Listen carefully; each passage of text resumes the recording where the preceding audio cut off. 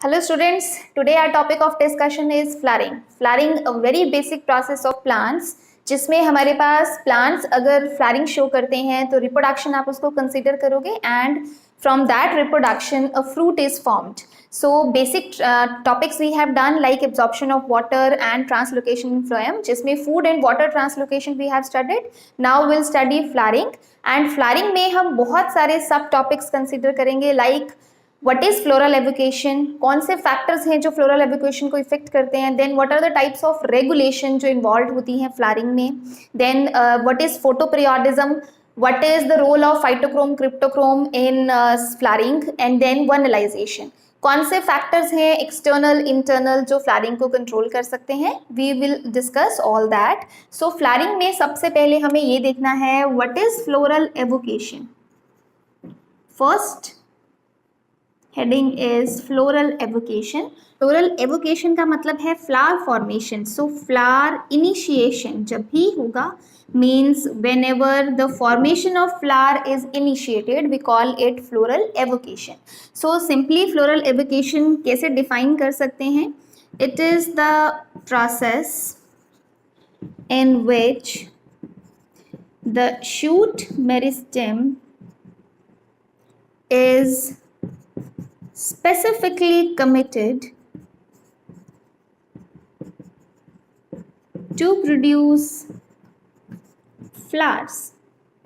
जब हम ये कहेंगे कि अब shoot meristem is committed to produce flowers तो हम कहते हैं फ्लोरल इनिशिएशन हो रहा है, मीन्स फ्लावर फॉर्मेशन का इनिशिएशन हो रहा है.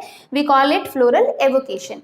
फ्लोरल एवोकेशन के लिए कौन कौन से फैक्टर्स हैं, कब डिसाइड होगा कि अब एक प्लांट में फ्लावरिंग आपको मिल सकता है? तो डिफरेंट प्लांट्स में डिफरेंट रिक्वायरमेंट्स हो सकती हैं. तो फ्लोरल एवोकेशन के जो फैक्टर्स हैं, फैक्टर्स जिसकी वजह से फ्लोरल एवोकेशन हमें मिलेगा, वो फैक्टर्स दो टाइप के हो सकते हैं. दे मे बी एक्सटर्नल और they may be internal. External में एनवायरमेंटल फैक्टर्स आएंगे ऑब्वियसली. तो एक्सटर्नल फैक्टर्स में most important factors are light and temperature. Most important factor light and temperature जो कंट्रोल करते हैं. इंटरनल फैक्टर्स में हम बहुत सारे फैक्टर्स ले सकते हैं लाइक उसमें वेजिटेटिव करेक्टर्स कंसिडर किए जा सकते हैं. Some plants have a typical characteristic like उसमें लीफ नंबर जो है वो अचीव होना चाहिए. इतना लीफ नंबर अचीव हो जाएगा देन उसमें फ्लावरिंग होगा. वो रिप्रेजेंट करता है कि उसकी उतनी वेजिटेटिव ग्रोथ हो जाए before entering into the reproductive phase. So vegetative characters हो सकते हैं लाइक प्लांट का लीफ नंबर डिसाइड करेगा या उसकी हाइट डिसाइड करेगी. देन उसका कार्बोहाइड्रेट कंटेंट हम ले सकते हैं, शुगर कंटेंट, क्योंकि अगर उसके पास अच्छा फोटोसिंथेसिस, अच्छी शुगर्स है, एनर्जी अच्छी है, तभी आगे वो रिप्रोडक्शन में पुट करेगा. देन उसके बाद हम कार्बोहाइड्रेट कंटेंट के साथ ले सकते हैं हार्मोन लेवल कैसा है. कुछ हार्मोन्स होते हैं स्पेसिफिकली जो इन्वॉल्व होते हैं फ्लावरिंग में, तो अगर वो हार्मोन्स प्रेजेंट हैं तो विल से कि हार्मोन्स की वजह से उसमें फ्लावरिंग हो रहा है. सो ये डिफरेंट फैक्टर्स हैं जो हम फ्लोरल एवोकेशन के लिए कंसिडर कर सकते हैं. Now first will discuss types of regulation, जो फैक्टर्स के बेसिस पे हम डिस्कस करते हैं. Now floral evocation or initiation of flowering is regulated by different type of regulation. तो हम basically अब flower formation का regulation study कर रहे हैं. Regulation में basically होगा कौन से factors हैं जो responsible हैं जिसकी वजह से आपको flowering मिलता है. तो हमारे पास तीन factors हम लेंगे, basically तीन type की regulation है. First is autonomous regulation.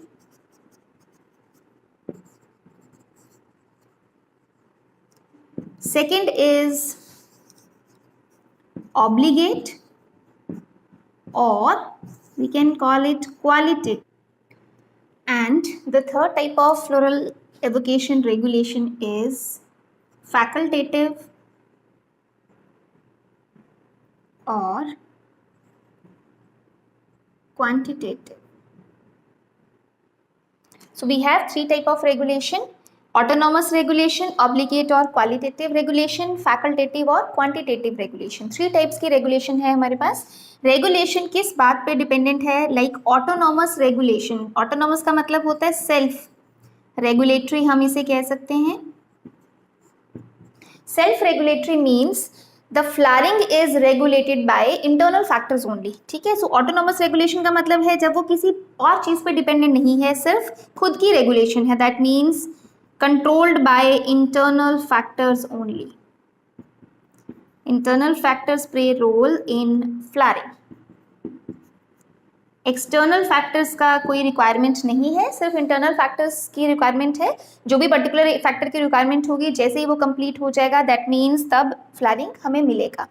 Obligate और क्वालिटेटिव मीन्स, ऑब्लिगेट का मतलब होता है strict requirement and qualitative means यहाँ पे अमाउंट मैटर नहीं कर रहा कि आप कौन सा फैक्टर कितना दे रहे हो या कितने फैक्टर्स इन्वॉल्व है। यहाँ मैटर क्या कर रहा है कि जो फैक्टर चाहिए उसकी क्वालिटी पे डिपेंडेंट है ये।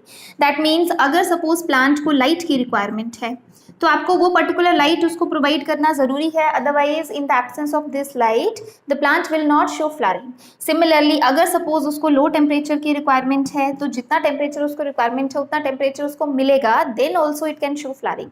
सो इस केस में कोई एक पर्टिकुलर फैक्टर हो सकता है जिसकी रिक्वायरमेंट के बेसिस पे फ्लावरिंग होगा। दैट मीन्स जो ऑब्लिगेट और क्वालिटेटिव फ्लावरिंग है that is dependent on external factors only.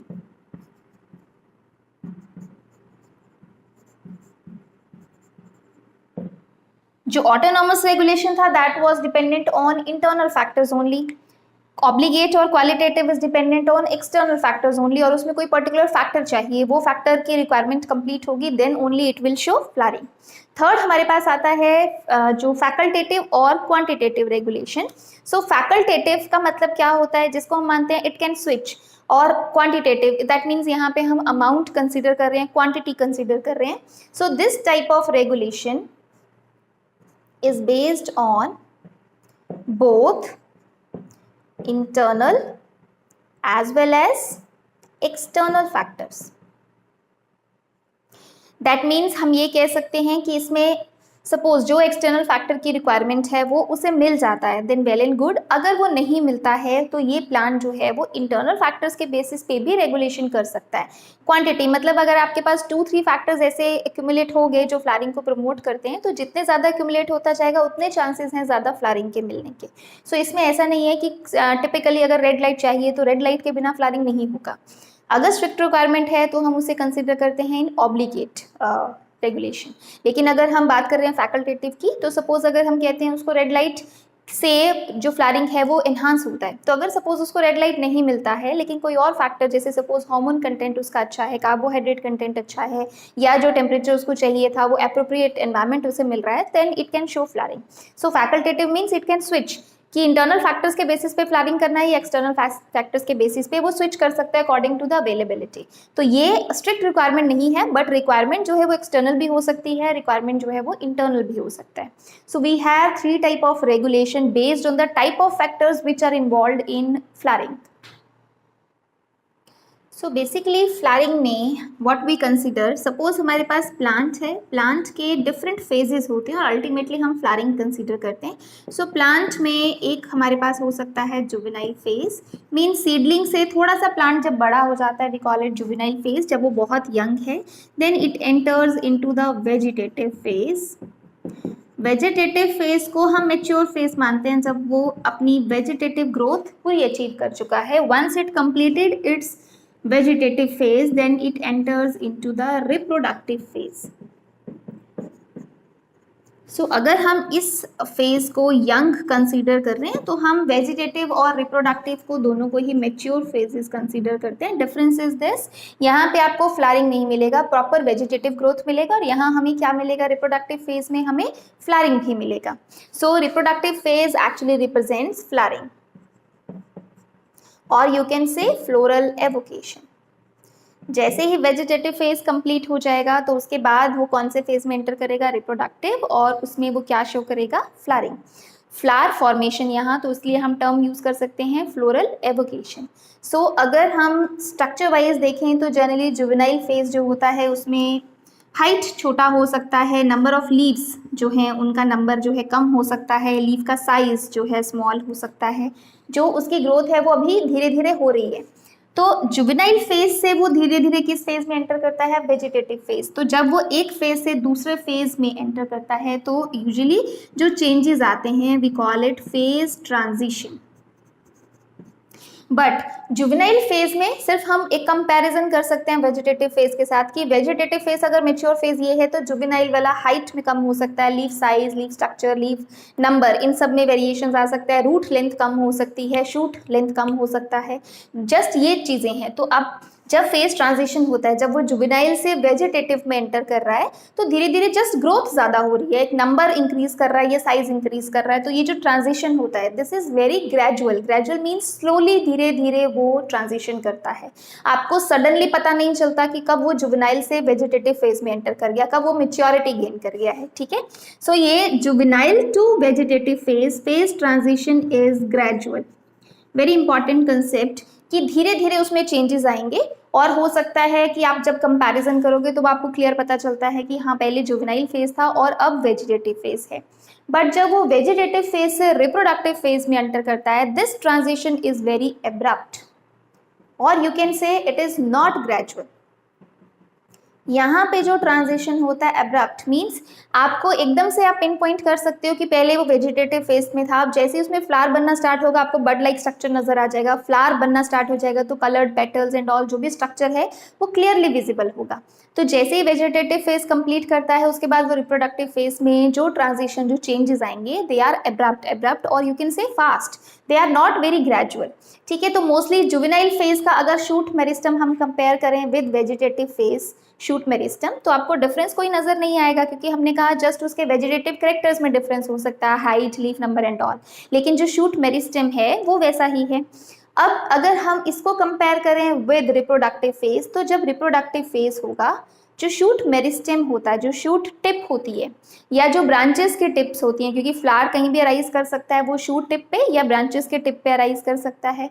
तो अगर सपोज हम ये शूट टिप शो कर रहे हैं, एक वेजिटेटिव फेज का जो मेरिस्टेम है वो साइज अगर ये है, तो रिप्रोडक्टिव फेज का जो मेरिस्टेम जिसको अब हम, क्योंकि रिप्रोडक्टिव फेज है, फ्लोरल एवोकेशन है, तो I can say this is floral meristem. इसको हम फ्लोरल मेरिस्टेम कह सकते हैं, इसको हम वेजिटेटिव मेरिस्टेम कह सकते हैं।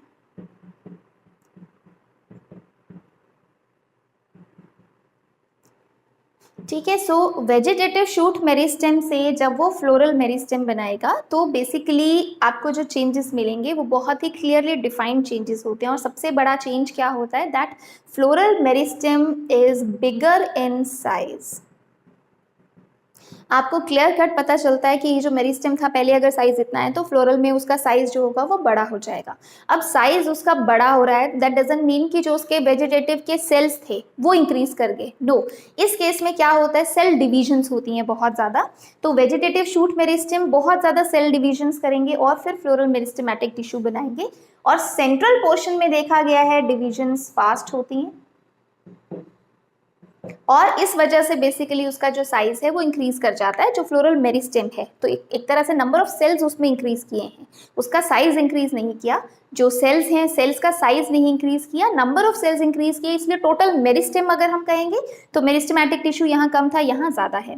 तो फ्लोरल मेरिस्टेम का बिगर साइज होता है, ये बहुत क्लियर इंडिकेशन है जिससे हमें पता चलता है कि अब जो प्लांट है that is entering into the reproductive phase from the vegetative phase. तो क्लियर कट एक डेफिनेशन आपको पता चलती है कि हाँ अब जो फ्लावर है जो है वो बनने जा रहा है, या जो प्लांट है वो कौन से फेज में एंटर कर गया है, इनटू द रिप्रोडक्टिव फेज। तो जैसे ही वो रिप्रोडक्टिव फेज में एंटर करेगा और ये फ्लोरल मेरिस्टेम बनना स्टार्ट हो गया, that means we will say कौन सा प्रोसेस हो गया, floral evocation, formation of flower start हो चुका है, we call it floral initiation.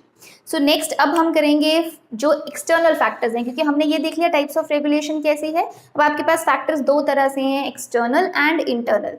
So first हम एक्सटर्नल फैक्टर्स लेंगे, then will take internal factors and different types of flowering pathways क्या क्या हो सकते हैं, विल डिस्कस दैट।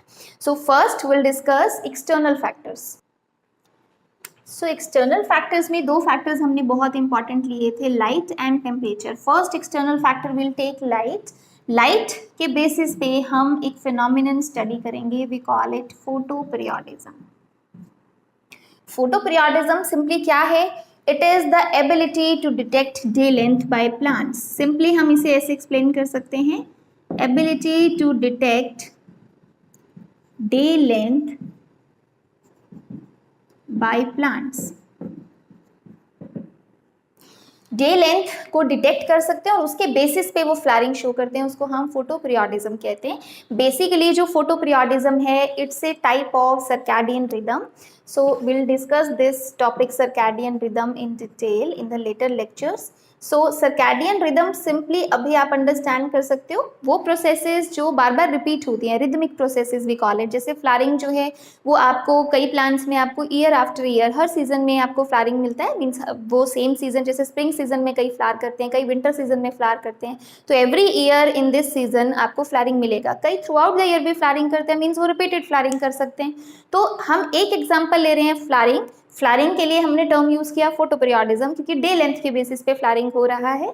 और फोटोपीरियोडिज्म एक्चुअली क्या है, एक सर्कैडियन रिदम है, वो प्रोसेस जो बार बार रिपीट हो सकता है. जैसे फोटोपीरियोडिज्म में अगर हम फ्लारिंग को कंसीडर कर रहे हैं तो फ्लारिंग बार बार रिपीट किया जा सकता है, इसलिए फ्लारिंग एक टाइप ऑफ सर्कैडियन रिदम है. अब जो फोटोपीरियोडिज्म है उसकी सिंपल डेफिनेशन हमने कहा ability to detect day length, क्योंकि डे लेंथ को डिटेक्ट करके वो डिफरेंट फंक्शंस प्लांट्स जो हैं परफॉर्म कर सकते हैं. नॉट इवन प्लांट्स, ये आपको एनिमल्स में भी मिलता है. Photoperiodism is observed in plants as well as animals on the basis of day length. मतलब वो डे लेंथ को डिटेक्ट करके प्लांट्स भी और एनिमल्स भी हमें डिफरेंट अपने फंक्शंस दे सकते हैं. लाइक अगर सपोज हम एनिमल्स की बात करें तो एनिमल्स में बहुत सारी प्रोसेसेस हैं जो डे लेंथ पे डिपेंडेंट होती हैं. लाइक आपने सुना होगा एनिमल्स, बहुत सारे एनिमल्स ऐसे हैं जो विंटर स्लीप शो करते हैं, मीन्स विंटर्स में वो लॉन्ग स्लीप पे चले जाते हैं, या वो समर स्लीप शो करते हैं. तो अगर वो विंटर में स्लीपिंग मोड में जा रहे हैं तो हम उसके लिए टर्म यूज करते हैं हाइबरनेशन की. जो एनिमल है वो हाइबरनेट कर गया. अगर वो समर में टू अवॉइड एक्सेसिव हीट अगर वो स्लीप पे जा रहे हैं तो उसको हम कह देते हैं एस्टिवेशन. ठीक है, ये तो हो गया जिसमें जो एनिमल हैं वो थोड़े से डोमिनेंट हो जाते हैं, कभी वो विंटर में स्लीपिंग पे चले जाते हैं, कभी वो समर्स में. ठीक है, लेकिन दूसरा और भी आपको एनिमल्स में मिल सकता है, like reproductive activity.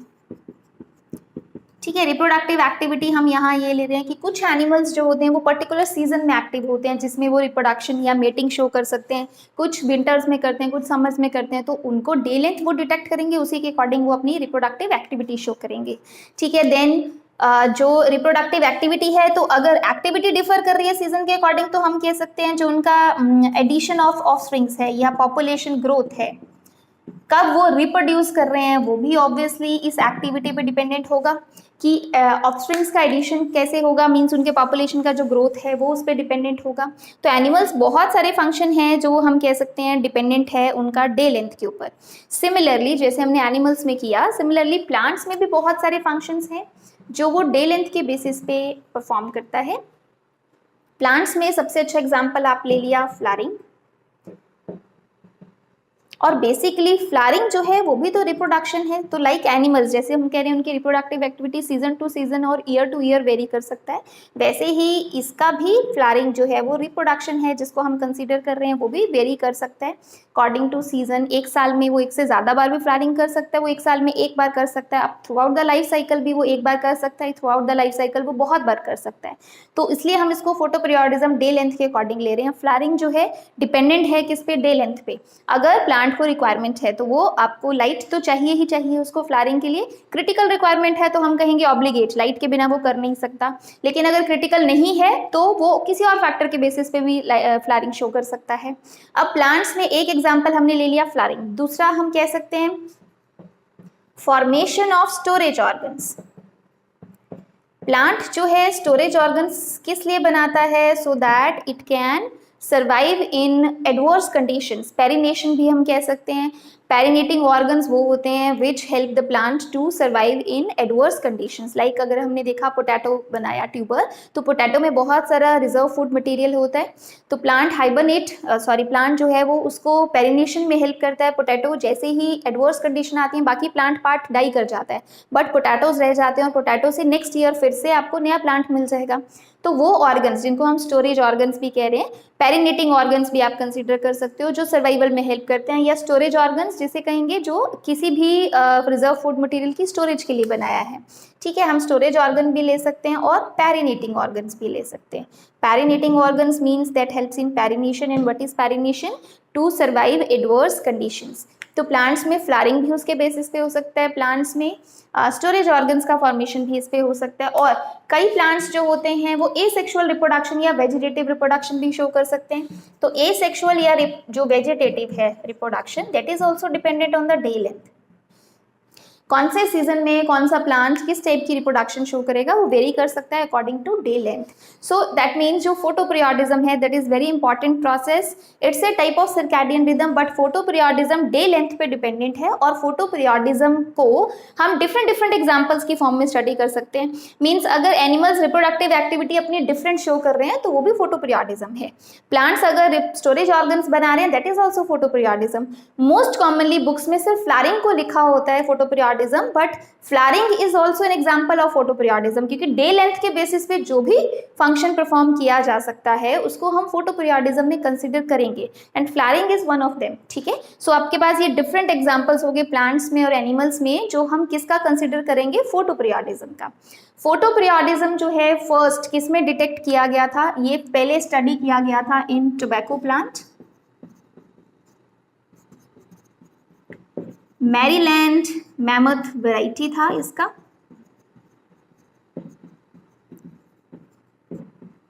Photoperiodism was first studied in tobacco plant, Maryland mammoth variety थी ये जिसमें ये स्टडी किया गया था।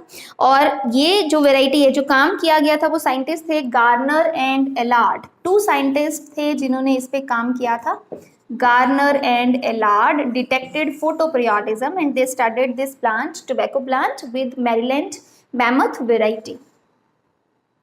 On the basis of photoperiodism, we have different plant categories. First is SDPs, means short day plants. Then we have LDPs, means long day plants. Then we have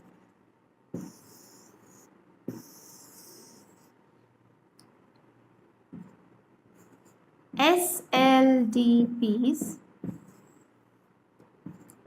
short long day plants. Fourth type is LSDPs, long short day plants. And last type is DNPs, that means day neutral plants.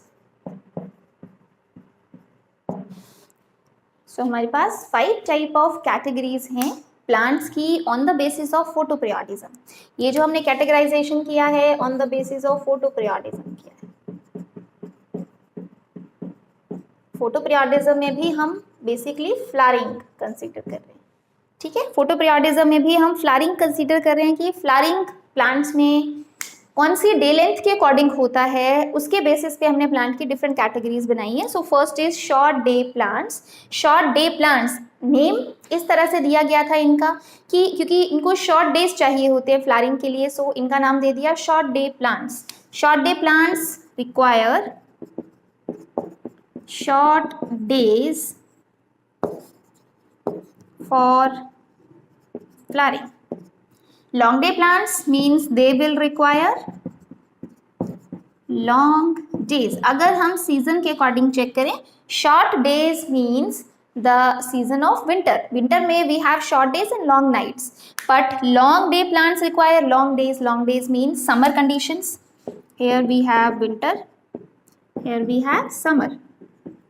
Now intermediate भी categories हमें बहुत सारी मिलती हैं।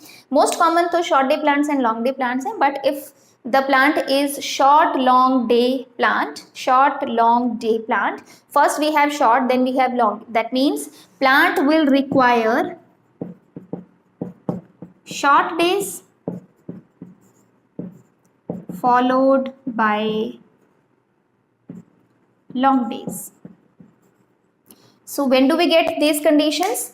Short days followed bye long days, तो generally short days हमने कहा winter में होता है, फॉलोड बाय लॉन्ग डेज। तो जब विंटर से धीरे धीरे समर आता है, उसके बीच में एक सीजन आता है, हमें पता है स्प्रिंग, स्प्रिंग में क्या होता है, धीरे धीरे शॉर्ट डेज लॉन्ग होते जाते हैं। सो इसको हम कह सकते हैं दिस रिप्रेजेंट्स अर्ली स्प्रिंग, ठीक है। Then long short day plants, long followed by short, इसको में प्लांट्स को क्या चाहिए होगा, they will require long days followed by short days, long days followed by short days. अब ये कंडीशन हमें कब मिलता है, long days followed by short days, means long days क्या था, समर। जब समर खत्म होता है और उसके बाद शॉर्ट डेज आते हैं, तो पहले विंटर से पहले बीच में क्या आता है, autumn season. That means it represents early autumn. Autumn season को या तो हमें ऑटम सीजन दिया हो सकता है या फिर फॉल, विंटर के लिए तो अर्ली फॉल भी हम कंसीडर कर सकते हैं, जिसमें बेसिकली ऑटम सीजन के डेज खत्म होते जा रहे हैं और विंटर के शॉर्ट डेज आते जा रहे हैं, ठीक है। सो हम इसको ऑटम सीजन ले सकते हैं या फिर अर्ली फॉल भी कहा जा सकता है। Day neutral plants, that means वो न्यूट्रल हैं, जैसा भी डे लेंथ है उसके लिए न्यूट्रल हैं। So no specific requirement of day length, they are neutral to day length, मतलब किसी भी टाइप का डे लेंथ होगा they can flower, day neutral plants हम उन्हें कहते हैं। बाकी जो है उनमें पर्टिकुलर डे लेंथ हमें चाहिए। सो आपके पास short day plants, long day plants, short long day plants, long short day plants and day neutral plants, ये हमारे पास 5 कैटेगरीज हम कंसिडर करते हैं अकॉर्डिंग टू फोटोपीरियोडिज्म। सो हमारे पास डिफरेंट एग्जाम्पल्स भी हैं इससे रिलेटेड। शॉर्ट डे प्लांट्स में सपोज हम बेस्ट एग्जाम्पल ले सकते हैं क्राइसेंथेमम, ऑर्नामेंटल फ्लावर होता है ये क्राइसेंथेमम। लॉन्ग डे प्लांट्स में आपके पास सबसे अच्छा एग्जाम्पल है अरेबिडोप्सिस, जिसको हम मॉडल प्लांट भी कहते हैं, और अगर सीरियल्स में लें तो मोस्ट कॉमन हम व्हीट प्लांट भी ले सकते हैं। अरेबिडोप्सिस एंड व्हीट हम इसमें कंसिडर कर सकते हैं शॉर्ट लॉन्ग डे प्लांट्स, जिसको short days followed bye long days. तो इसमें हम बेस्ट एग्जाम्पल ले सकते हैं ट्राइफोलियम रिपन्स, यहाँ I will write trifolium response, जो क्या होता है वाइट क्लोवर, वो हम एक बेस्ट एग्जांपल ले सकते हैं। लॉन्ग शॉर्ट डे प्लांट्स में हमारे पास again ornamental plant bryophyllum, bryophyllum you know cactus family की तरह होता है, जो वाटर स्टोर करके रखता है और इसमें से छोटे छोटे, इसी के लीफ से छोटे छोटे बर्ड्स अराइज करते हैं, जिससे न्यू प्लांट वो बना सकता है। सो ब्रायोफाइलम ले सकते हैं। देन एक कॉमन प्लांट है नाइट जैस्मीन, जो बहुत कॉमनली ऑर्नामेंटल फ्लावर यूज किया जा सकता है, वो भी हम इसमें ले सकते हैं नाइट जैस्मीन। और डे न्यूट्रल प्लांट्स में एक बहुत अच्छा एग्जांपल ले सकते हैं हम किडनी बीन, जिसे हम कॉमनली कहते हैं, या फिर botanically we call it phaseolus vulgaris, day neutral plant का एग्जाम्पल। सो जनरली क्वेश्चन जो है वो एग्जाम्पल्स पे ज़्यादा नहीं आता, ज़्यादा क्वेश्चन आपको आता है इनकी टर्मिनोलॉजी पे और कैटेगराइजेशन पे, हमने किस बेसिस पे किया है। अब प्रॉब्लम ये है कि बहुत सारी बुक्स में यही कैटेगराइजेशन दे दिया गया था, क्योंकि पहले हम यही मानते थे कि जो प्लांट्स हैं उनको शॉर्ट डेज की रिक्वायरमेंट है तो short day plants, long days की रिक्वायरमेंट है तो लॉन्ग डे प्लांट्स। बट जैसे जैसे इसमें स्टडीज किया गया, it was considered that these names short day plants and long day plants they are actually misnomer. Misnomer का मतलब क्या होता है, which gives you wrong information. So कुछ एक्सपेरिमेंट्स हैं जो हमें करना है, उसके बेसिस पे हम डिसाइड करेंगे कि इनका नाम एक्चुअल में क्या होना चाहिए और क्यों ये नाम चेंज किया गया। Short day plants, long day plants mostly books में आपको मिलता है, but they are considered as misnomer. First will discuss the experiments, जिस एक्सपेरिमेंट्स के बेसिस पे ये डिसाइड किया गया दैट शॉर्ट डे प्लांट्स और long day plants terminology is not appropriate. ठीक है, suppose we are taking 24 hour time period, क्योंकि यूजुअली जो डे लेंथ है वो आप बेसिकली 24 आवर टाइम पीरियड के बेसिस पे ही लेते हो। सो अगर this is total 24 hours time period, हम यहाँ से यहाँ 24 आवर्स कंसीडर कर रहे हैं, one day. So if this represents light phase and this represents dark, this is first experiment. हम प्लांट पे एक्सपेरिमेंट कर रहे हैं जिसको डिफरेंट कंडीशंस हम प्रोवाइड कर रहे हैं। So this represents light this represents dark. ठीक है, अब हमें ये देखना है, यूजुअली आपको ये एक्सपेरिमेंट्स भी दिए होते हैं और आपका एक बार रिजल्ट्स भी दिया होता है, आपको आइडेंटिफाई करना होता है कौन से टाइप का प्लांट है, या आपको एक्सपेरिमेंट दिया होता है, प्लांट बताया होता है, आपको बताना है कि किस तरह का रिजल्ट हमें इन एक्सपेरिमेंट से मिलेगा। सो यहाँ हम कंसिडर कर रहे हैं short day plants and long day plants. हमें ये बताना है कि अगर एक्सपेरिमेंट 1 में हमने 2 प्लांट्स हैं हमारे पास, या तो वो शॉर्ट डे है या तो वो लॉन्ग डे है, या हमारे पास एक सिंगल प्लांट भी हो सकता है, वो प्लांट को अगर हमने लाइट कंडीशन दिया इतना और डार्क कंडीशन दिया इतना, देखो अब इसमें स्पेसिफाई नहीं किया कि एक्चुअल में 24 आवर्स में से कितना एग्जैक्टली लाइट पीरियड है, but we can get an idea that light period is less, dark period is long. So अगर हमारे पास ये कंडीशन है कि लाइट पीरियड लेस का मतलब क्या है, शॉर्ट डेज हैं और लॉन्ग नाइट्स हैं, डार्क पीरियड रिप्रेजेंट नाइट, तो अगर शॉर्ट डेज हैं और लॉन्ग नाइट्स हैं तो हमें रिजल्ट क्या मिलना चाहिए, अगर ये कंडीशन आप देते हो तो अल्टीमेटली फ्लावरिंग का रिजल्ट हमने देखना है। तो अगर ये कंडीशन दिया और मेरे पास ये 2 प्लांट्स हैं, उनमें से एक शॉर्ट डे है, उनमें से एक लॉन्ग डे है, तो कौन से प्लांट में आपको फ्लावरिंग मिलेगा? If short days and long nights are given, तो हम क्या कंसिडर करेंगे, शॉर्ट डे प्लांट्स में फ्लावरिंग होगा, लॉन्ग डे में नहीं होगा। जो हमारे अभी तक हमने कैटेगराइजेशन किया उसके बेसिस पे हमने ये नेमिंग्स तभी तो दिए थे कि शॉर्ट डे प्लांट्स का मतलब क्या है कि उसको शॉर्ट डेज चाहिए फ्लावरिंग के लिए, अगर उसको शॉर्ट डेज चाहिए तो हमने शॉर्ट डेज प्रोवाइड किया, उस पर फ्लावरिंग हो गया। लॉन्ग डे प्लांट्स को लॉन्ग डेज चाहिए लेकिन आपने यहाँ लॉन्ग डे प्रोवाइड नहीं किया तो यहाँ फ्लावरिंग नहीं हुआ। सेकेंड एक्सपेरिमेंट में हमने इन दोनों ही प्लांट्स को क्या प्रोवाइड किया, this much light period and this much dark, तो इसका मतलब हम यहाँ पे एक आइडिया ले रहे हैं कि लॉन्ग डेज है और डार्क पीरियड लेस है, इसका मतलब शॉर्ट नाइट्स हैं। अगर लॉन्ग डेज आप देते हो तो शॉर्ट डे प्लांट्स को लॉन्ग डेज नहीं चाहिए, तो इसका मतलब उसमें फ्लावरिंग नहीं हो पाएगा। लॉन्ग डे प्लांट्स को लॉन्ग डेज चाहिए फ्लावरिंग के लिए, वही आपने प्रोवाइड किया, दैट मीन्स हमें लॉन्ग डे प्लांट्स में फ्लावरिंग मिलेगा। फर्स्ट 2 एक्सपेरिमेंट तो हमें ये नेम्स करेक्ट बताता है कि हाँ ऐसा ही नाम होना चाहिए, क्योंकि एक्चुअल में जब आपने ये कंडीशंस दी आपको वही रिजल्ट मिला जिसके बेसिस पे हमने ये नेमिंग किया था। नाउ थर्ड एक्सपेरिमेंट, साइंटिस्ट ने ये चेक किया कि अगर शॉर्ट डे प्लांट्स हैं तो शॉर्ट डेज इंपॉर्टेंट है, लॉन्ग डे प्लांट्स हैं तो लॉन्ग डेज इंपॉर्टेंट है, दैट मीन्स डे लेंथ, क्योंकि फोटोपीरियोडिज्म में हम क्या चेक कर रहे हैं, day length, that means day length is very important. Now next experiment में क्या किया गया, सपोज हम फर्स्ट वाला ही कंडीशन ले रहे हैं, this is light, this is dark. So suppose जो लाइट पीरियड है उसमें साइंटिस्ट ने क्या किया, they have given a flash of darkness.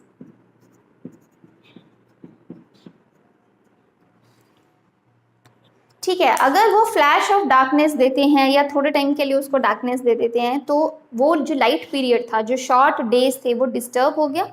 अगर वो डिस्टर्ब हुआ तो आपको शॉर्ट डे प्लांट्स में फ्लावरिंग नहीं मिलना चाहिए था, लॉन्ग डे प्लांट्स में तो वैसे भी नहीं मिलेगा क्योंकि आपके पास कंडीशन ही शॉर्ट डेज आपने दे रखा है।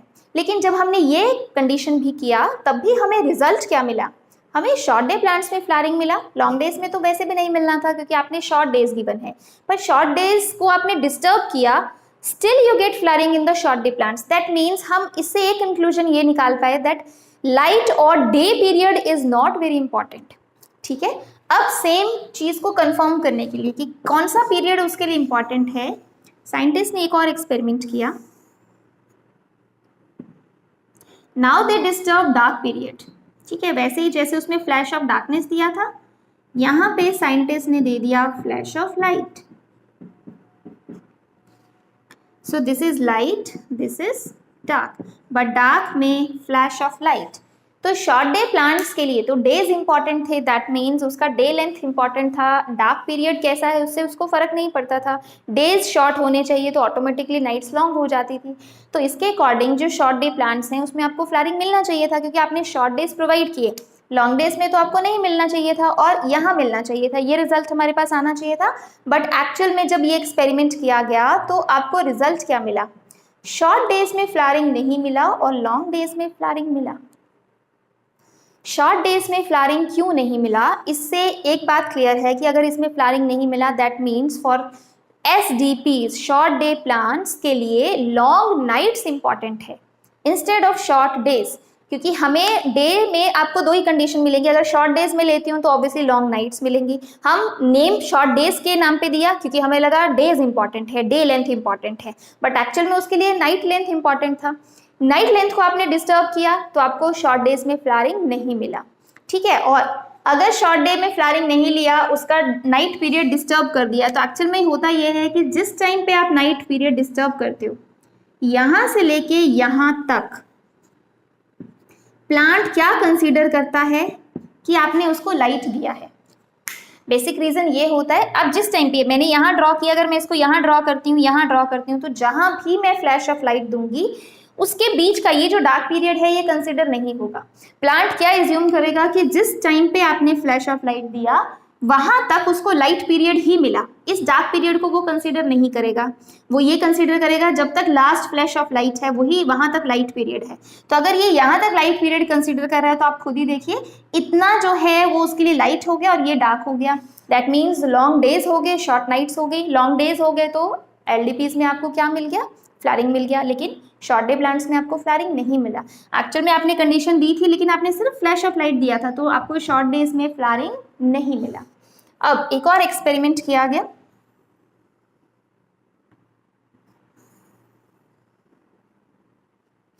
ठीक है। अब हम एक्सपेरिमेंट में क्या कर रहे हैं कि अगर सपोज जो 24 आवर साइकिल है, हम अभी तक यहाँ तक 24 आवर साइकिल लिया था, हम क्या करते हैं उससे ज़्यादा का टाइम पीरियड ले लेते हैं। लैब में आपने उससे ज़्यादा एक्सटेंड कर दिया, जितना भी टाइम पीरियड ले रहे हो, सपोज मैंने 24 की जगह यहाँ 30 आवर्स ले लिया, तो जितना भी टाइम पीरियड है उसमें से देखेंगे हम टोटल जो उसको लाइट और डार्कनेस का टाइम पीरियड दे रहे हैं, उसमें से आपने उसको कितना लाइट दिया और कितना डार्क दिया, ठीक है। चाहे अब आप 24 के अकॉर्डिंग देखो तो शायद आप लाइट और डार्क बराबर दे रहे हो सपोज, ठीक है। हम यहाँ ड्रॉ करते हैं, अगर 24 के अकॉर्डिंग देखें तो आप लाइट और डार्क बराबर दे रहे हो, लेकिन क्योंकि मैंने इस टाइम पीरियड को एक्सटेंड कर दिया लैब कंडीशंस में, मैंने उसकी डे लेंथ, टोटल डे का जो ड्यूरेशन है वो मैंने बढ़ा दिया, उसको 30 आवर्स के अकॉर्डिंग मैंने देना स्टार्ट कर दिया। तो जितने भी आवर्स के अकॉर्डिंग उसका डे बनता है, जिसमें आप एक लाइट और डार्क पीरियड दोगे, फिर लाइट फिर डार्क पीरियड, तो अपने आप वो डे कैलकुलेट करेगा। तो उसके अकॉर्डिंग वो देखेगा कि लाइट पीरियड शॉर्ट है और डार्क पीरियड अगर लॉन्ग है तो ये कंडीशंस फेवरेबल है। Again long nights and short days favourable हैं किसके लिए, शॉर्ट डे प्लांट्स के लिए। तो even if you change the hours of day, आप जितने आवर्स का डे कंसीडर करोगे उसके अकॉर्डिंग हमें देखना है कि रेशो क्या है। If they are long nights that means short day plants will show flowering.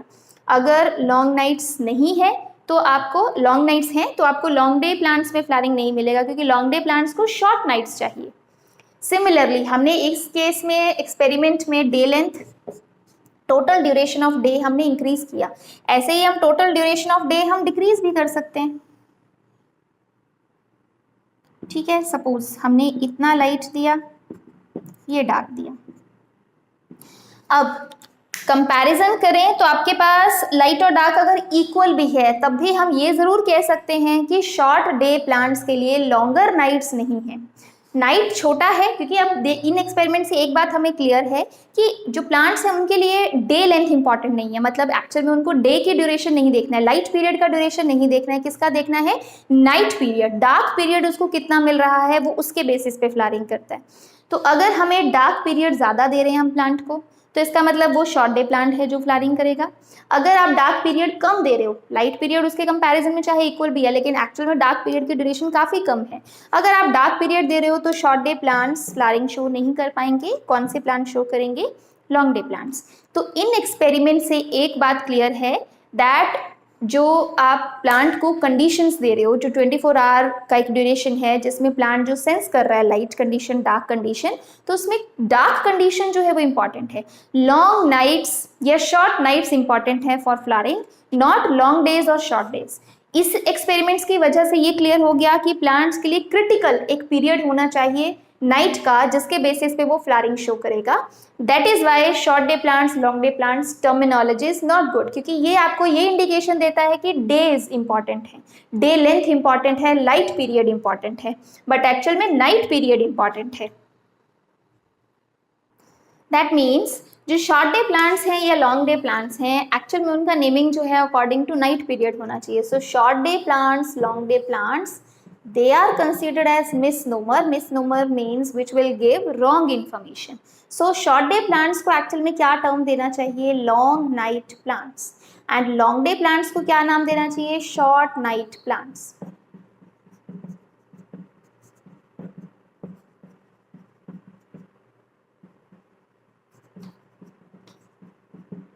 इसी तरह से आप बाकी प्लांट कैटेगरीज की भी टर्मिनोलॉजी चेंज कर सकते हो, बट आपको अभी भी बुक्स में एसडीपीज और एलडीपीज टर्म्स मिलती हैं. रीजन बीइंग क्योंकि ये वाली टर्म्स इतनी ज़्यादा कॉमन हो चुकी हैं कि अब इसको चेंज करना बहुत मुश्किल है. बट एक्चुअल में इसीलिए फिर ये कहा गया कि इनको मिसनोमर कंसीडर करना चाहिए. जो टर्मिनोलॉजी है वो हमें एक्चुअल में जो इन्फॉर्मेशन देता है उसके बेसिस पे इनका नेमिंग नहीं होना चाहिए, नाइट पीरियड के बेसिस पे नेमिंग होना चाहिए था. सो अब बुक्स में ये कॉमन ज़्यादा हो गया, इसलिए most of the books follow this pattern. But actual में उनके करेक्ट नेम ये हैं जो उनकी एक्चुअल प्रॉपर्टी के बेसिस पे बताते हैं कि हाँ ये प्लांट्स किसको रिस्पॉन्ड कर रहे हैं. ये they respond to long nights, they respond to short nights. ठीक है. अब जो ये एक्सपेरिमेंट्स किया गया उसमें सबसे इंपॉर्टेंट फैक्टर ये था कि जब हमने डार्क पीरियड को डिस्टर्ब किया तो प्लांट ने उतना कंसीडर कर लिया था लाइट पीरियड. सो इसका बेसिस देखा गया. तो क्यों हमें ये एक्सपेरिमेंट्स में ऐसे रिजल्ट्स मिले? That is due to a pigment phytochrome. Phytochrome cryptochrome important हम मानते हैं वैसे भी फ्लावरिंग के लिए. तो अभी एक जस्ट एक idea, phytochrome it's a pigment. और फाइटोक्रोम की बेसिकली दो फॉर्म्स होती हैं, PR एंड PFR. फाइटोक्रोम की ये जो दो फॉर्म्स होती हैं ये किस बेसिस पे है? अगर आप प्लांट के इस पिगमेंट को रेड लाइट प्रोवाइड करते हो प्लांट को तो इसका पिगमेंट जो है वो PR फॉर्म से किस में कन्वर्ट हो जाता है? PFR. कन्फॉर्मेशनल चेंजेस होते हैं. कन्फॉर्मेशनल चेंजेस क्या होते हैं? जो पिगमेंट प्रोटीन है, क्योंकि ये पिगमेंट में क्या होता है हमेशा एक क्रोमोफोर पार्ट होता है जो एक्चुअल में लाइट रिसीव करता है, एक प्रोटीन पार्ट होता है, तो मिलकर एक पिगमेंट बनता है. जो पिगमेंट प्रोटीन है उसमें जब रेड लाइट दी जाती है तो उसमें कन्फॉर्मेशनल चेंजेस मतलब उसके स्ट्रक्चर में कोई चेंजेस हो जाते हैं. स्ट्रक्चर में चेंजेस होंगे तो अब आपके पास जो फॉर्म आ जाएगी उसको हम PFR कह देंगे. रहेगा मेन जो बेसिक स्ट्रक्चर है वो तो वही, जस्ट उसने शेप चेंज कर लिया. मान लो PR फॉर्म पहले ऐसे था, वो PFR फॉर्म ऐसे बन गया, या कोई भी चेंज मतलब कन्फॉर्मेशनल उसकी शेप में कोई चेंज आया लेकिन स्ट्रक्चर वही रहेगा. अब उसकी शेप चेंज हो गई तो हमने उसको PFR कह दिया. जब उस PFR फॉर्म में हम फार रेड लाइट प्लांट को देंगे तो वही PFR फॉर्म कन्वर्ट हो जाता है PR फॉर्म में. ये जो इक्विलिब्रियम है वो प्लांट में हमेशा मेंटेन किया जाता है. कभी भी ऐसा नहीं होगा कि PR फॉर्म 0 हो जाए या PFR फॉर्म 0 हो जाए. हमेशा कुछ परसेंटेज इसका रहेगा, कुछ परसेंटेज इसका रहेगा. अब एक इंपॉर्टेंट रिलेशन, ये तो लाइट के बेसिस पे है, जिसमें रेड लाइट दिया तो PFR form, far red light दिया तो PR फॉर्म. क्योंकि लाइट के बेसिस पे चेंजेस हो रहे हैं, कन्फॉर्मेशनल चेंजेस, इसको हम कहते हैं फोटो रिवर्सिबिलिटी. फाइटोक्रोम जो है that shows photo reversibility. Reversibility का मतलब कि वो रिवर्स फॉर्म उसको मिल सकती है बट किसकी प्रेजेंस में? लाइट की प्रेजेंस में. सो इसको फोटो रिवर्सिबिलिटी कह दिया. अब ऐसा भी देखा गया है कि अगर आप प्लांट को डार्क में रखते हो तो धीरे धीरे PFR फॉर्म जो है बहुत स्लोली कन्वर्ट हो जाती है किसमें? PR फॉर्म में.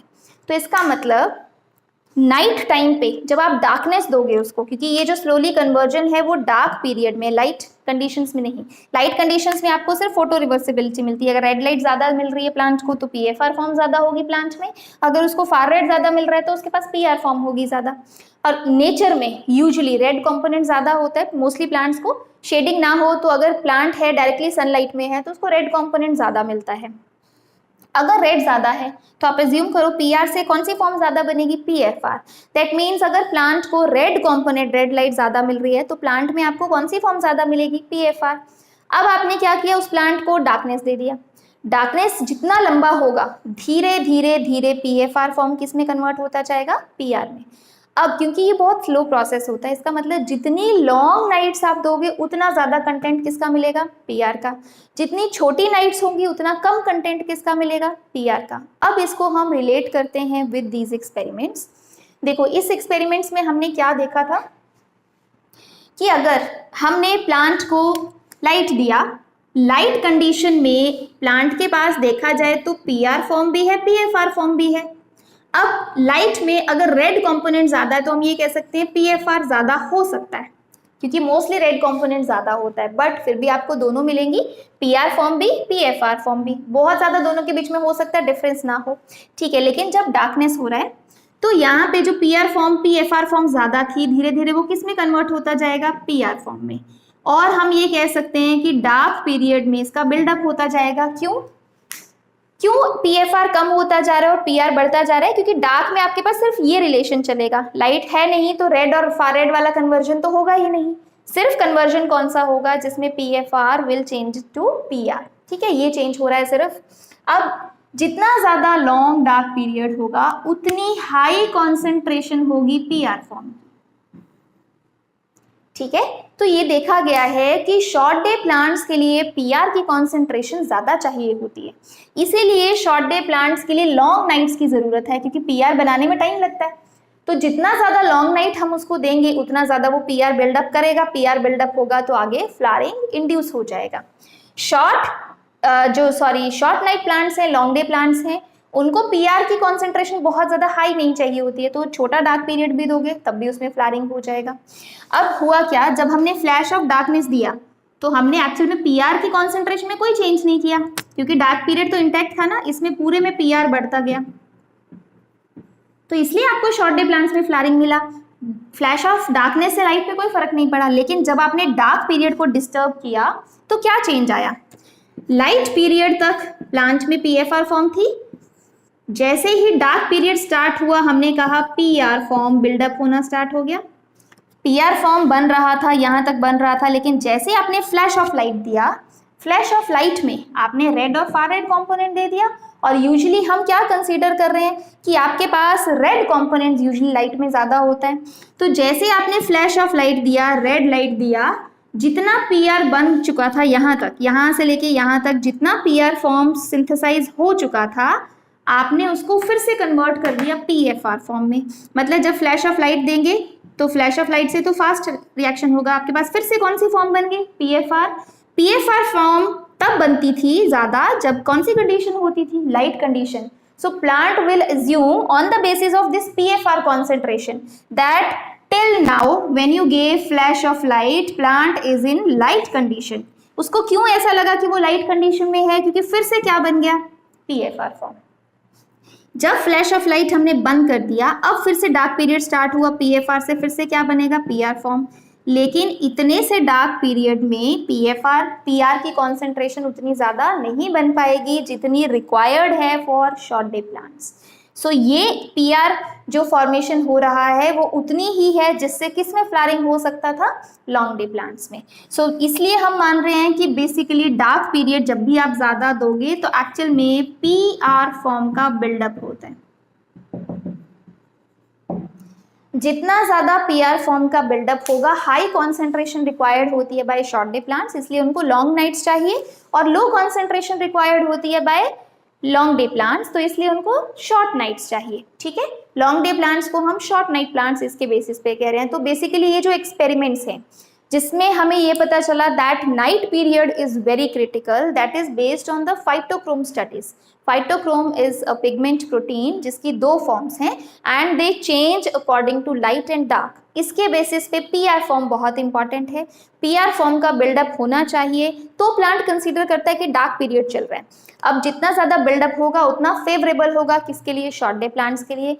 कम बिल्डअप भी होगा तो वो फेवरेबल है किसके लिए, लॉन्ग डे प्लांट्स के लिए। तो इसलिए डार्क पीरियड और night period is very critical, क्योंकि उसमें पीआर फॉर्मेशन हो रहा है। PR form is very important for flowering in short day plants as well as long day plants. पर आपको हाई कॉन्सेंट्रेशन चाहिए शॉर्ट डे प्लांट्स के लिए, लो चलेगा with long day plants. So these experiments are actually based on the formation और on the conformation of phytochrome.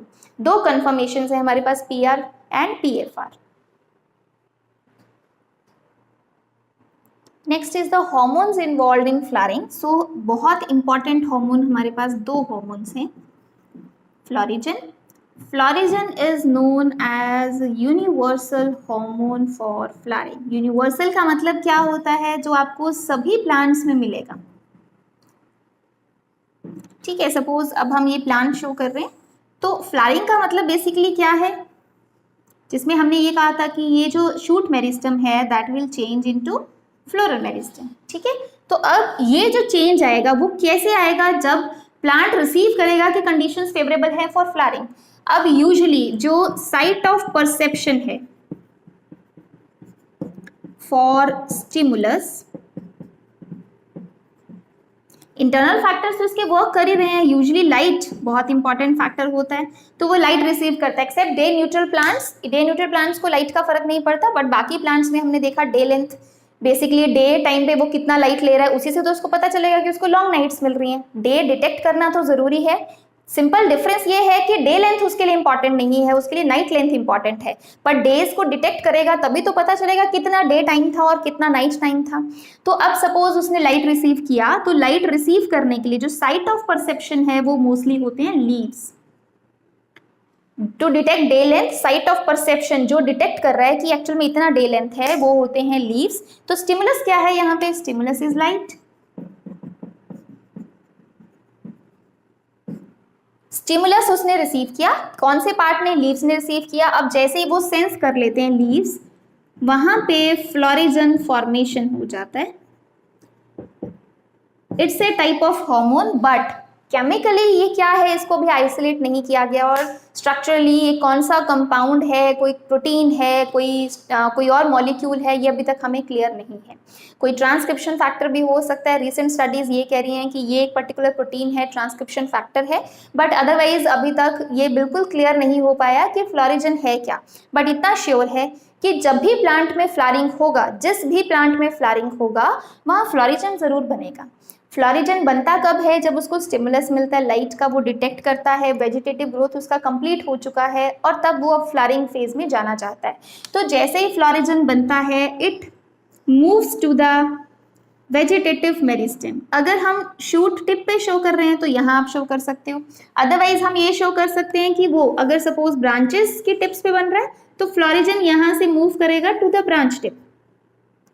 जहां भी आपके पास शूट मेरिस्टेम है वहां फ्लोरिजन मूव करेगा टू इनिशिएट फ्लावरिंग, जिसको हम फ्लोरल इंडक्शन कह सकते हैं।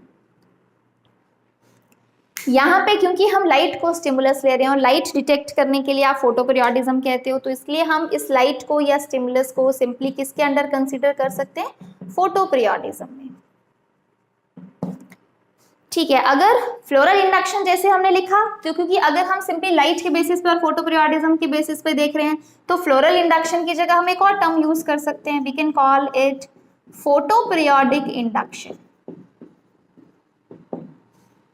क्योंकि लाइट को रिसीव कर रहे हैं लीव्स में फ्लोरिजन बना, florigen is transported to the tips, जहां भी फ्लावर का फॉर्मेशन होना है, शूट मेरिस्टेम वेजिटेटिव मेरिस्टेम से फ्लोरल मेरिस्टेम बनेगा, वहां पे उसका ट्रांसपोर्ट कर दिया जाता है।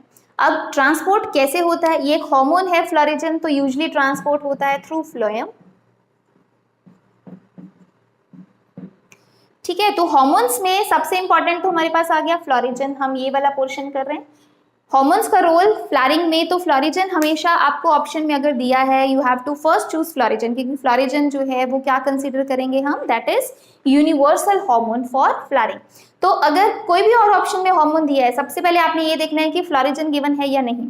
अगर फ्लोरिजन गिवन है, दैट मीन्स फर्स्ट चॉइस हमारा हमेशा क्या रहेगा, फ्लोरिजन।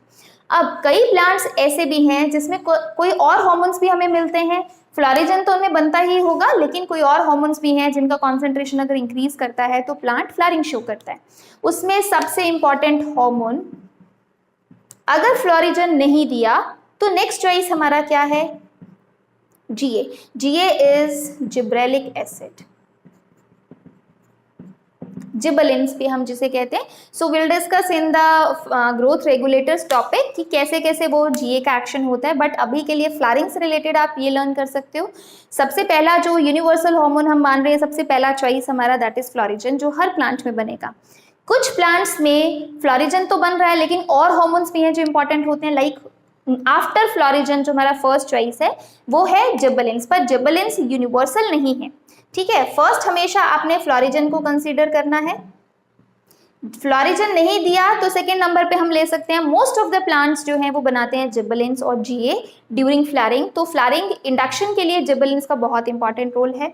सपोज अब जिबलिन्स भी अगर नहीं दिया तो थर्ड एक हार्मोन हम ले सकते हैं, that is auxins and ethylene. These two hormones, लेकिन ये भी यूनिवर्सल तो नहीं है और मोस्ट ऑफ द प्लांट्स में भी आपको नहीं मिलेंगे। इन दोनों का रोल सबसे ज्यादा देखा गया है अगर फ्लावरिंग होता है इन पाइनएप्पल फैमिली। ठीक है, ऑक्सिन्स और जो इथाइलिन है उन दोनों का रोल देखा गया है flowering in pineapple family. Otherwise जो दो इंपॉर्टेंट हार्मोन्स हैं फ्लोरिजन यूनिवर्सल और मोस्ट ऑफ द प्लांट्स में हमें जो मिलता है that is GH, gibberellic acid. So ये 2-3 हार्मोन्स हैं जो बहुत ज्यादा इंपॉर्टेंट हैं for flowering. Next is the role of phytochrome and cryptochrome. Flowering से रिलेटेड हमें ये दो टर्म्स भी मिल सकती हैं। ठीक है, फाइटोक्रोम हमने पहले ही कर लिया, it's a pigment protein. Generally phytochrome को हम PHY से रिप्रेजेंट करते हैं और दो फॉर्म्स मैंने आपको ऑलरेडी बता दी हैं इसकी, PR form and PFR form. तो जो फाइटोक्रोम है वो क्यों इंपॉर्टेंट है? क्योंकि पिगमेंट प्रोटीन है, इसका मतलब ये लाइट को रिसीव करता है। कौन सी लाइट है जो इंपॉर्टेंट है? Far red and red light. अगर प्लांट को फार रेड और रेड लाइट की रिक्वायरमेंट है फॉर फ्लावरिंग तो इसका मतलब किसका एक्शन है? फाइटोक्रोम का। फाइटोक्रोम प्लांट में प्रेजेंट होगा तभी तो वो डिटेक्ट कर सकता है कि yes the plant is getting far red light और रेड लाइट। ठीक है, तो फार रेड लाइट और रेड लाइट के लिए जो इंपॉर्टेंट है पिगमेंट जो रिसीव करेगा वो है फाइटोक्रोम। अब क्रिप्टोक्रोम एक और पिगमेंट प्रोटीन है जो इन्वॉल्व है किस में, कौन सी लाइट के लिए? It is involve in sensing blue light. So blue light की वजह से जो रिस्पॉन्सेज आते हैं, ये ब्लू लाइट की वजह से कई बार फ्लावरिंग होता है, वो क्रिप्टोक्रोम की वजह से। तो ये दो पिगमेंट्स बहुत इंपॉर्टेंट है जो फ्लावरिंग से रिलेटेड, अगर हमें ब्लू लाइट इंपॉर्टेंट है या रेड लाइट इंपॉर्टेंट है तो हम ये दो पिगमेंट्स को कंसीडर करेंगे। ठीक है, जनरली क्रिप्टोक्रोम को क्राई से रिप्रेजेंट किया जाता है, क्राई प्रोटीन आप कह सकते हो, और उसको फाई से रिप्रेजेंट किया जाता है। ये दोनों ही लाइट सेंसिंग पिगमेंट्स है। पिगमेंट प्रोटीन्स हम तभी कह रहे हैं, और जनरली जो लाइट को सेंस करते हैं तो आप इन दोनों को एक तरह से क्या मान सकते हो? These two are photo receptors. जो लाइट को रिसीव करें उनको सिंपली हम क्या कह सकते हैं? Photo receptors. तो ये दोनों ही इंपॉर्टेंट हैं फ्लावरिंग के लिए। Next is vernalization. Vernalization is also known as springification, chilling effect और यारोविजेशन। वनलाइजेशन है क्या? It is the requirement of plant for flowering. Requirement of cold temperature, low temperature or cold conditions by plant for flowering. सो अगर plant को flowering के लिए low temperature चाहिए या हम कह सकते हैं कोल्ड कंडीशंस चाहिए तो उसे उस फिनोमिनन को हम कहते हैं वनलाइजेशन। अब प्लांट जो है, कौन सा प्लांट का पार्ट है जो एक्चुअल में रिस्पॉन्ड करता है? यहाँ जो स्टिमुलस, फोटोपीरियोडिज्म में जो स्टिमुलस था दैट वाज लाइट, क्योंकि लाइट के बेसिस पे आगे फोटोपीरियोडिज्म आपको मिलता था। वनलाइजेशन में जो स्टिमुलस है that is low temperature.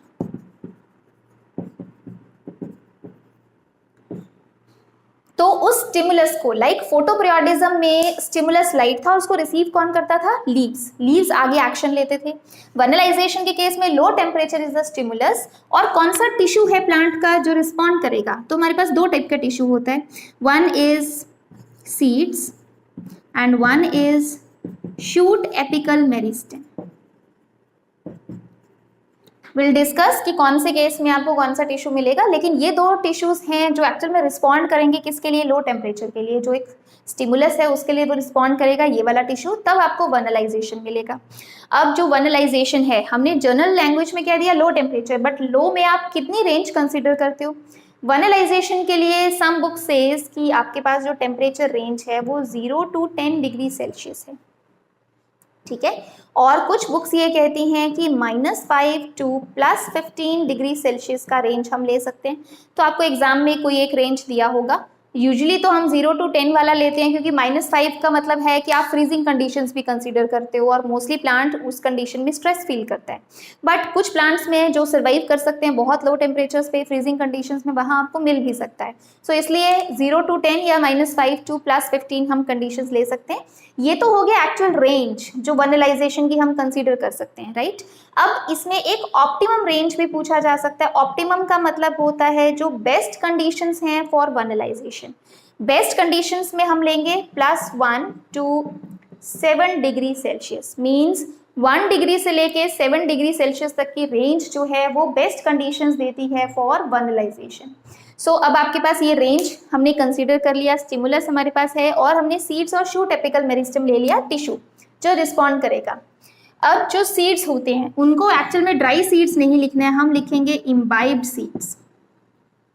We have already discussed in the absorption chapter. Imbibed seeds का मतलब क्या है? Water soaked seeds. तो वाटर सोक्ड सीड्स टिश्यू है जो लो टेम्परेचर के लिए रिस्पॉन्ड करेगा, जिससे हमें वनलाइजेशन मिले। ठीक है, जनरली जो सीड्स होते हैं या इम्बाइब्ड सीड्स हम जिसे कहेंगे, वो टिश्यू हमें कौन से प्लांट्स के केस में मिलता है? जो प्लांट्स को हम कहेंगे annuals. Annuals means the plants which complete their life cycle in 1 year. Annual का मतलब क्या है? ऐसे प्लांट्स को कहेंगे plants which complete their life cycle in 1 year.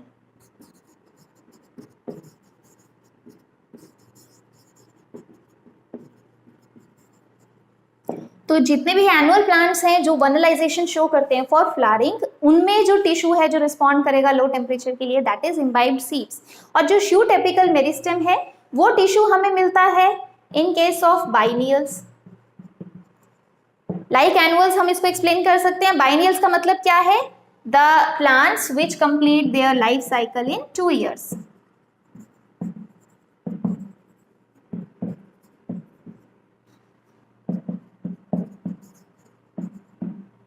अगर वो 1 ईयर में कंप्लीट करते हैं तो एनुअल्स कहेंगे, अगर 2 ईयर्स में कंप्लीट करते हैं तो हम बाइनियल्स कहेंगे। तो इन दोनों में टिश्यू जो है वो डिफरेंट है जो रिस्पॉन्ड करेगा लो टेम्परेचर के लिए। Vernalization shows a special type of regulation जिसको हम कहते हैं एपिजेनेटिक रेगुलेशन।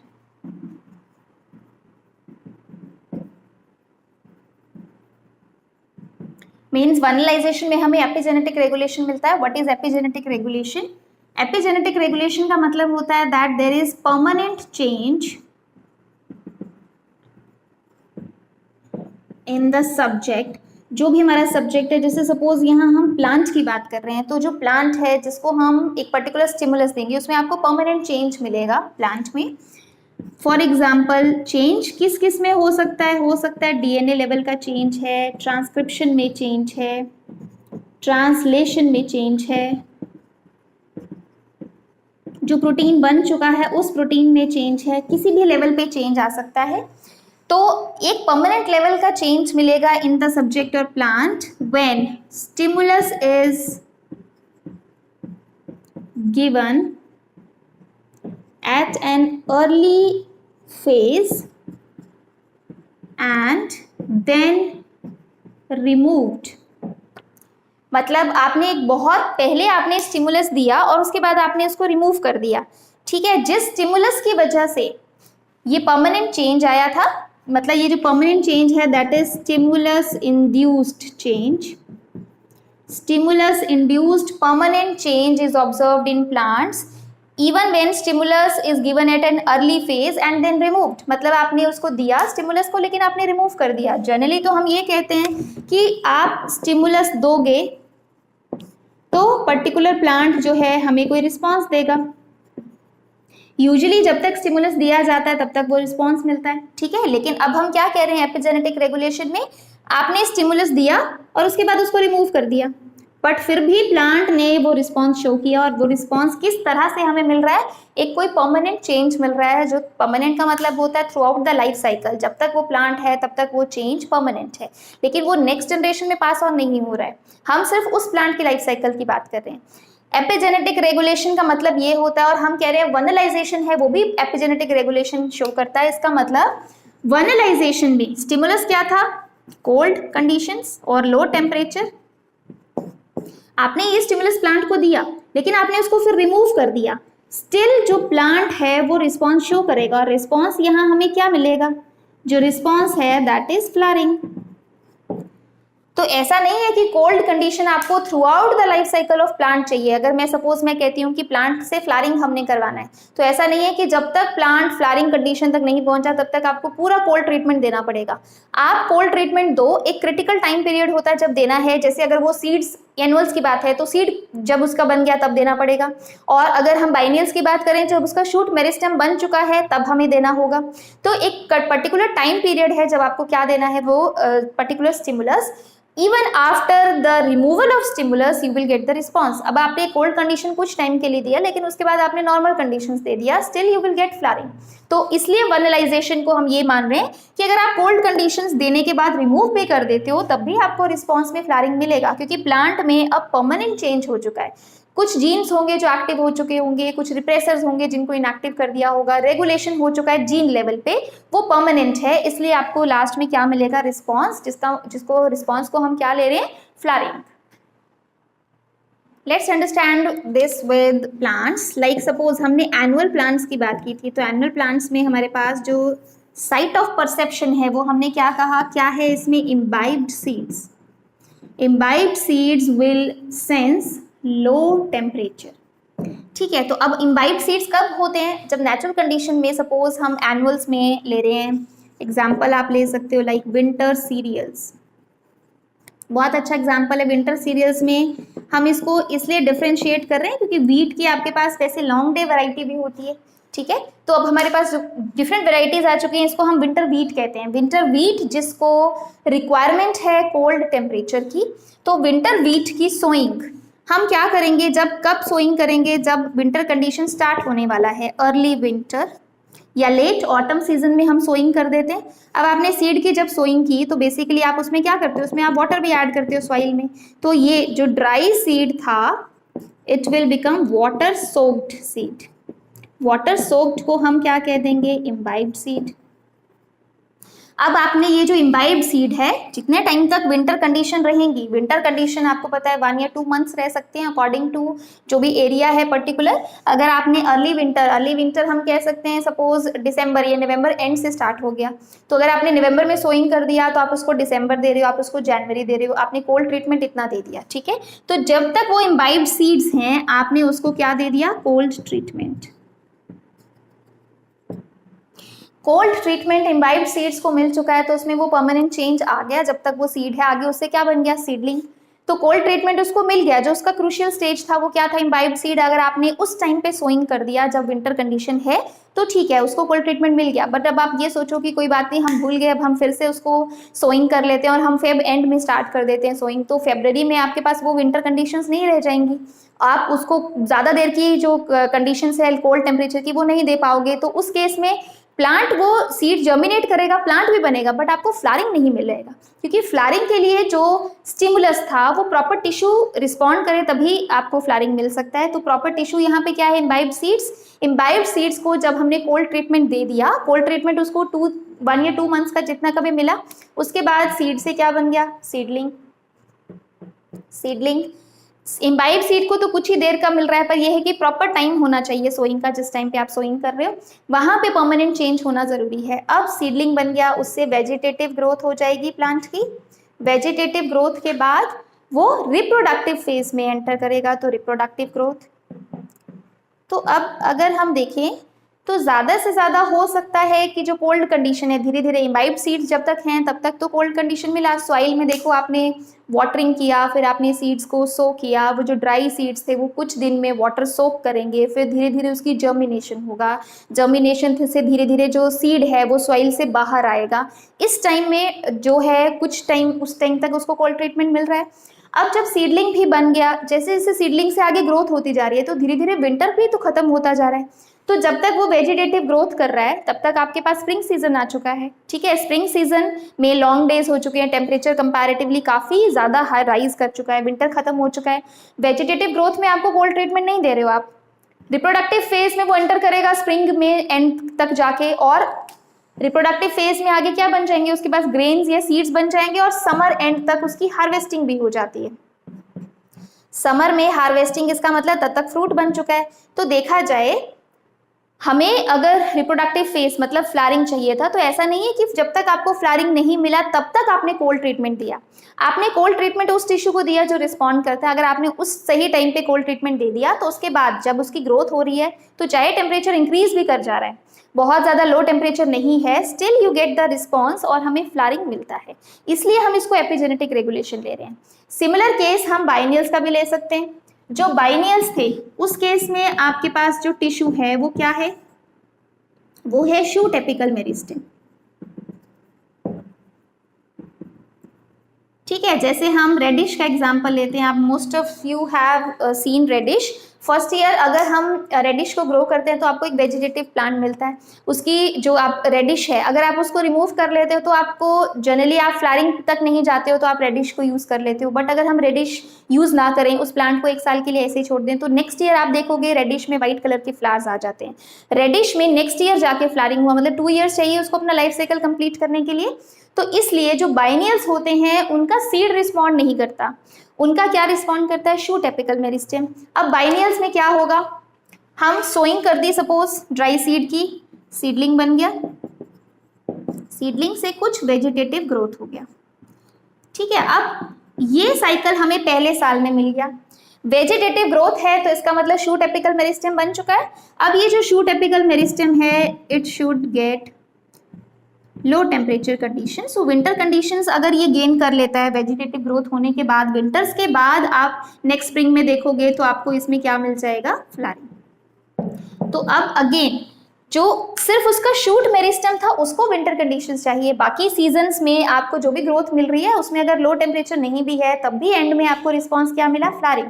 अगर उसकी वेजिटेटिव ग्रोथ इतना लेट हुआ कि विंटर सीजन क्रॉस हो चुका है, फिर उसमें फ्लारिंग नहीं होगा, वेजिटेटिव ग्रोथ आपको मिलेगा, सीडलिंग जर्मिनेट कर जाएगा, ग्रोथ भी मिलेगा, लेकिन रिस्पॉन्स हमारा क्या है यहाँ पे, फ्लारिंग। तो फ्लारिंग मिलने के लिए वो जो टिश्यू है जो रिस्पॉन्ड करता है उसको प्रॉपर टाइम पे वो कोल्ड ट्रीटमेंट मिलना चाहिए। अगर एनुअल्स हैं तो इम्बाइब्ड सीड्स को मिलना चाहिए, अगर बाइनियल्स हैं तो शूट एपिकल मेरिस्टेम को मिलना चाहिए। तो ये दोनों ही प्लांट्स, दो टाइप के प्लांट्स हम ले रहे हैं जो वनलाइजेशन शो कर रहे हैं, और वनलाइजेशन में जस्ट उनको क्या चाहिए, कोल्ड की रिक्वायरमेंट चाहिए। आपके पास जो वनलाइजेशन है वो एक तरह से प्लांट को प्रिपेयर कर रहा है, जब तक वो कोल्ड ट्रीटमेंट की उसको नहीं मिलता है तब तक वो फ्लारिंग शो नहीं करता है। एक तरह से वनलाइजेशन प्लांट को प्रिपेयर कर रहा है कि उसके पास सारे इनफ रिसोर्सेज होने चाहिए, इंटरनली भी और एक्सटर्नली भी उसके सारे फैक्टर्स की रिक्वायरमेंट कंप्लीट हो, तभी प्लांट जो है फ्लारिंग या रिप्रोडक्टिव फेज में एंटर करे। तो वनलाइजेशन एक तरह से प्रिपेयर करता है। लाइक हमने एनुअल प्लांट्स में बहुत सारे विंटर सीरियल्स कंसीडर किए थे, वैसे ही हम बाइनियल्स में कंसीडर कर सकते हैं। इसमें अम्बलीफेरी फैमिली के बहुत सारे प्लांट्स आते हैं, देन ब्रासिकेसी फैमिली के प्लांट्स भी आप कंसीडर कर सकते हो। ठीक है, जिसमें आप कैबेज ले सकते हो, ब्रासिका स्पीशीज हम कहेंगे, रेडिश हमने कंसीडर कर लिया, और इसमें आप दूसरा एक और बीटा वल्गैरिस प्लांट भी ले सकते हो। सो ये डिफरेंट प्लांट्स हैं जो जनरली 2 ईयर्स में एक बार फ्लारिंग शो करते हैं, इसलिए वो क्योंकि अपने लाइफ साइकिल में वो एक ही बार फ्लारिंग कर रहे हैं। एनुअल प्लांट्स का तो लाइफ साइकिल ही 1 ईयर है, तो वो एक ही बार फ्लारिंग करेंगे। इन दोनों को ही हम मोनोकार्पिक प्लांट्स कहते हैं। Monocarpic means which flower once in their life cycle, monocarpic, 1 time flowering होती है सिर्फ इनमें।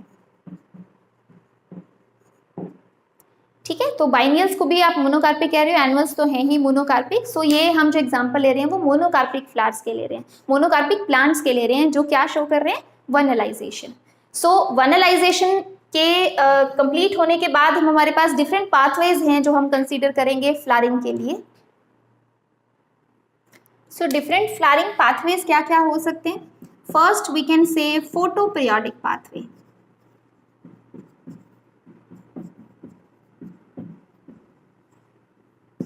Second is autonomous pathway.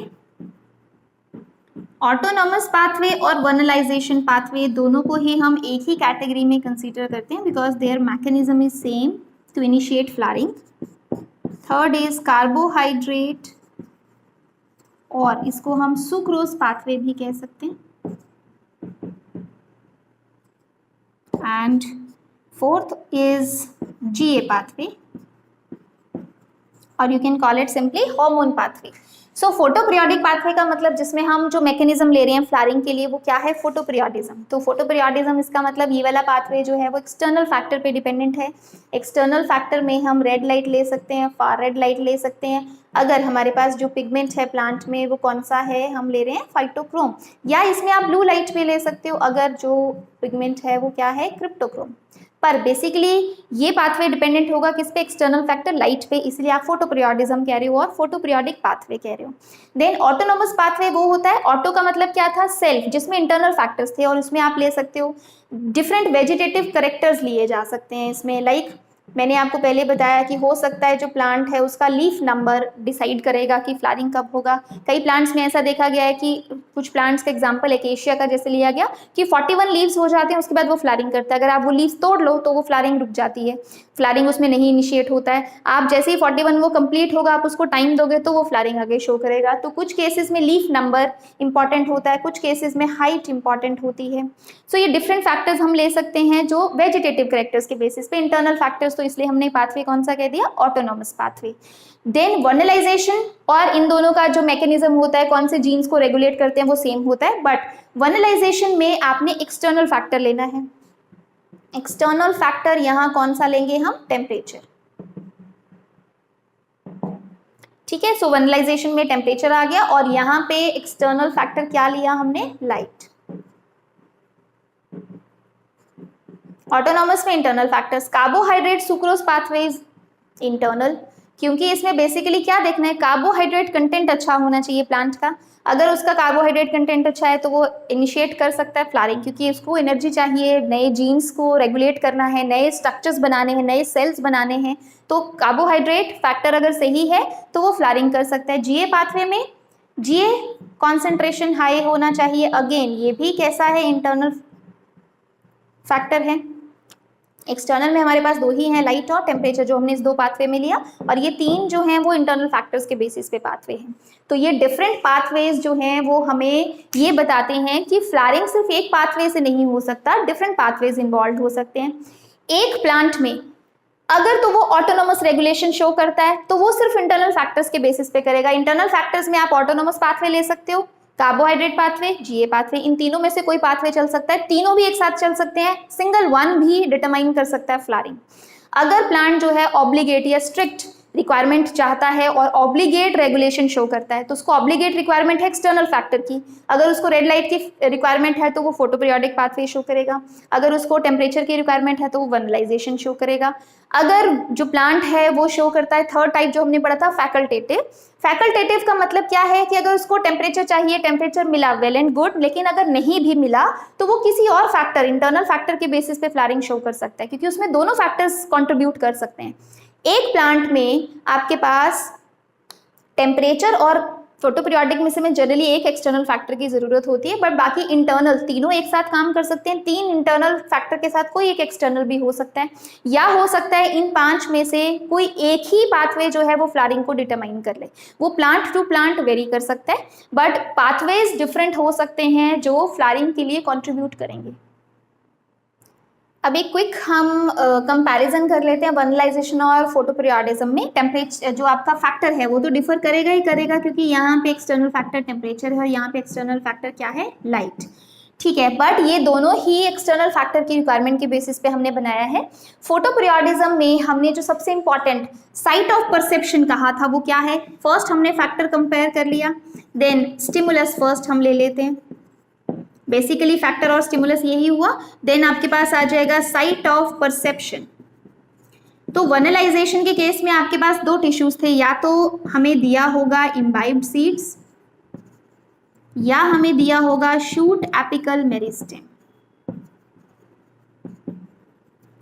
Mind you कभी भी ड्राई सीड्स को चूज नहीं करना है, क्योंकि ड्राई सीड्स अगर वर्नलाइजेशन शो करते तो आप कभी भी स्टोरेज हाउसेज में ड्राई सीड्स को लो टेम्परेचर पे स्टोर नहीं कर पाते, तो वो वर्नलाइजेशन शो कर लेते, फ्लावरिंग शो कर लेते।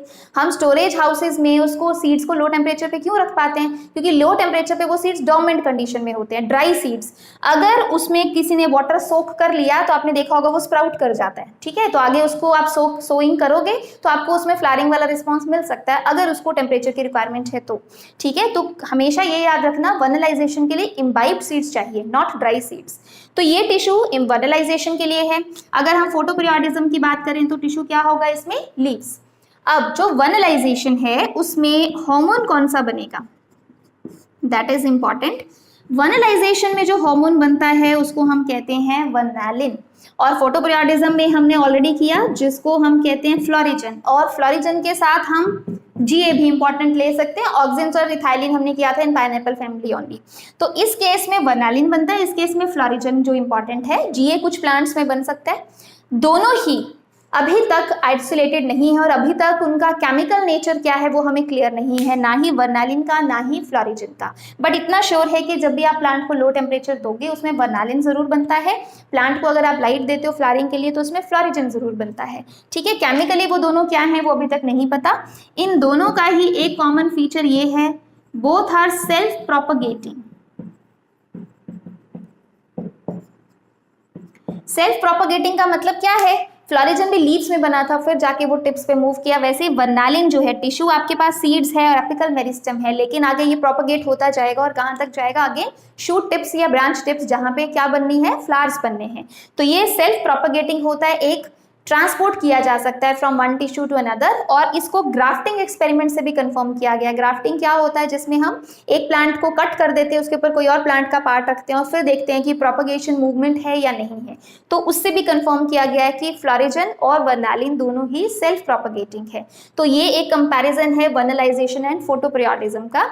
This completes our flowering chapter, और इसमें जस्ट बेसिकली अभी हमने टाइप्स ऑफ फ्लावरिंग पाथवेज और बेसिक मैकेनिज्म क्या है वो किया है, बट इन डिटेल अब हम सेक्सुअल रिप्रोडक्शन में और क्या क्या ऑर्गन्स होते हैं, कैसे कैसे फ्लावरिंग डिफरेंट प्लांट्स में होता है, that will discuss in detail in the next lectures.